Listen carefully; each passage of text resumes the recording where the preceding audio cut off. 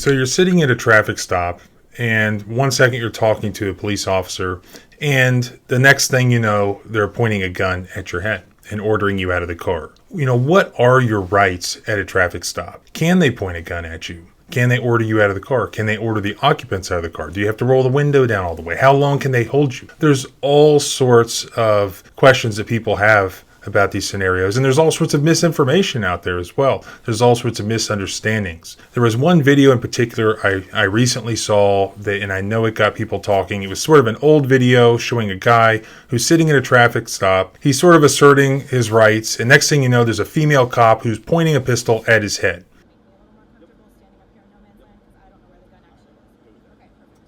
All right, sir. Hey, just because you got a firearm in the car, okay, we're just going to do this the safe way, okay? So, what I need you to do, can you undo your seatbelt for me? Can I call the supervisor here, please? What? I would like your supervisor. No, you can talk to him afterwards. Sir, I would like your supervisor here. We're going to talk to him afterwards. Can you call him on your radio? Huh? Can you call him on your radio? He's not trying to call his supervisor on the radio. Okay, I'm a citizen too, bro. Okay. It's like, and you work for public and safety. You're doing your job. What's your cause of stopping me? Is what I want to know. You didn't even give me a cause. You said for your tent. I told you I got that's a ticket. probable cause to pull you over, right? Okay. Just because you. Whoa. That's way. Whoa. Are you serious? Your fingers on the back of your head. We've got code 3 cover coming.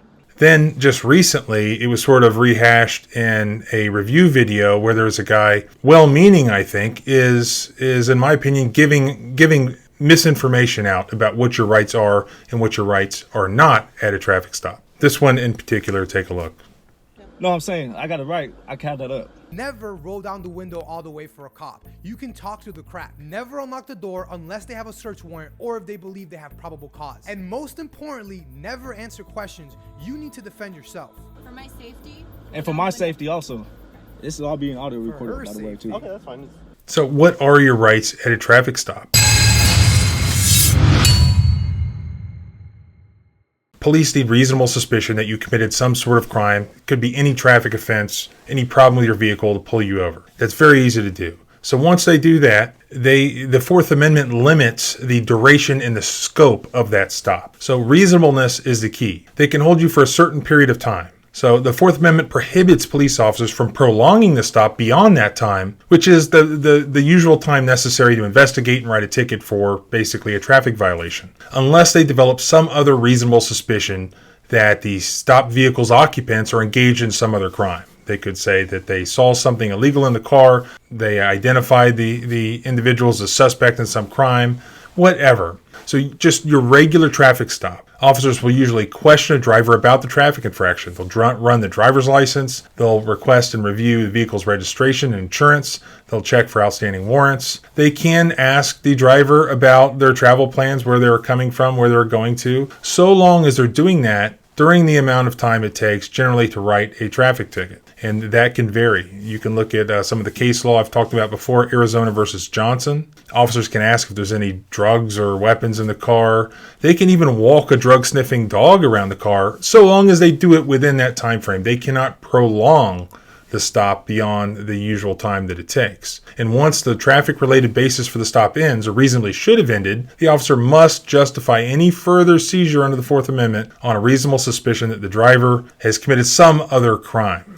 Can they order you out of the car? A police officer may, as a matter of course, order the driver of a lawfully stopped car out of that car. May also order occupants, other passengers, out of the car. That's completely settled law. Pennsylvania versus Mims, U.S. Supreme Court. Lots and lots of decisions interpreting that. So in this particular case, this happened, I believe, in Sacramento. So California is in the Ninth Circuit. The issue that I thought was interesting is you went from just talking to all of a sudden there's a gun pointed at his head. Is that a constitutional violation? And really, you have to look at Ninth Circuit case law there. And I actually did that. This now becomes an excessive force analysis. So the Ninth Circuit has held that police pointing guns at persons who are compliant and present no danger is a constitutional violation of excessive force under the Fourth Amendment. There's a 2018 Ninth Circuit case in particular, Thompson versus RAR, R-A-H-R. I'll put the site at the attached blog link. The usual excessive force analysis just goes down the Graham factors, and it has to do with officers having information of some immediate safety threat.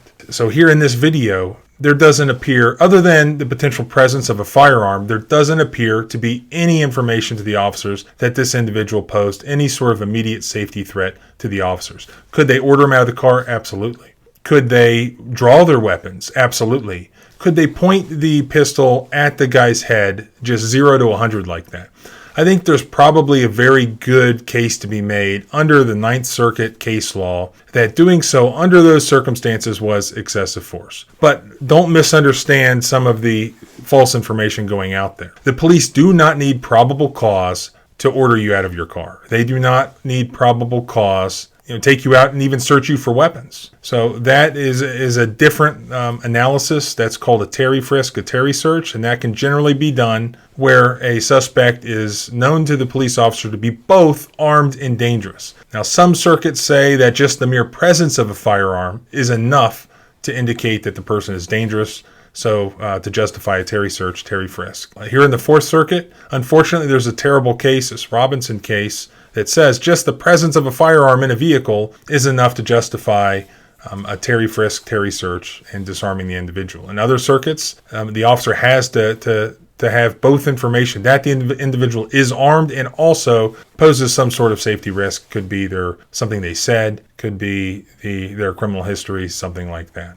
Now, probable cause is necessary for the officers to search your car, so they can order you to get out of the car, so long as this is within the regular reasonable scope and duration of the stop. But they can't just go in and search your car unless you consent to them doing so, or unless they have probable cause. Probable cause is necessary to search a vehicle. A warrant is not required. So they don't have to go get a warrant to search the car if they have probable cause and can articulate that probable cause. And reasonableness is the key. It's a fact-based analysis based on the totality of the circumstances.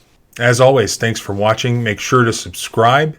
Both here, I'm also on Facebook as well. You can also find me on Twitter. So if you like reviewing these sorts of police encounters and discussing and learning what your constitutional rights are, remember, freedom is scary. Deal with it. I'll see you next time.